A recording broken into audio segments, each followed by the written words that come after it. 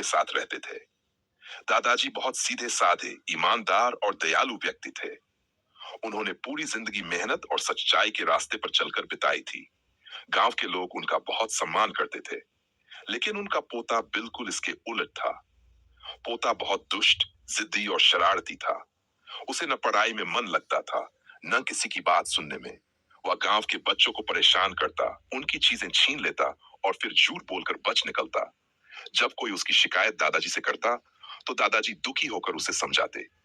दादाजी कहते, बेटा, बुरा रास्ता हमेशा दुख देता है, अच्छाई ही इंसान को बड़ा बनाती है।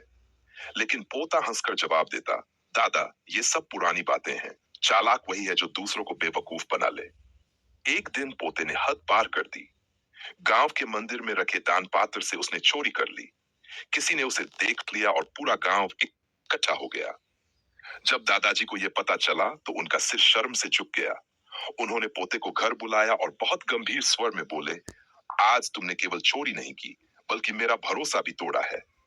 दादाजी ने उस दिन उसे सजा नहीं दी, बल्कि एक मौका दिया। उन्होंने कहा, कल सुबह मेरे साथ जंगल चलना होगा। अगले दिन दोनों जंगल गए।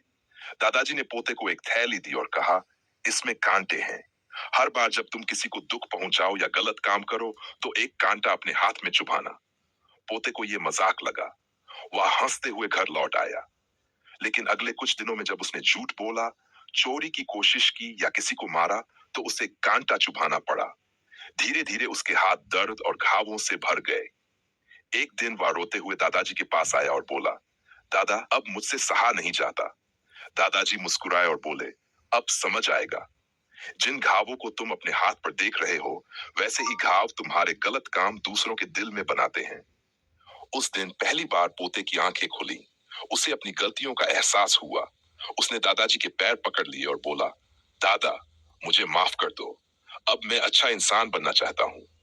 इसके बाद पोते का व्यवहार धीरे धीरे बदलने लगा। वह पढ़ाई करने लगा, बड़ों का सम्मान करने लगा और गांव के लोगों की मदद करने लगा। जिन बच्चों को वह पहले सताता था, अब वही उसका इंतजार करते थे। कुछ सालों बाद वही दुष्ट पोता गांव का सबसे समझदार और भला युवक बन गया। दादाजी उसे देखकर गर्व महसूस करते थे।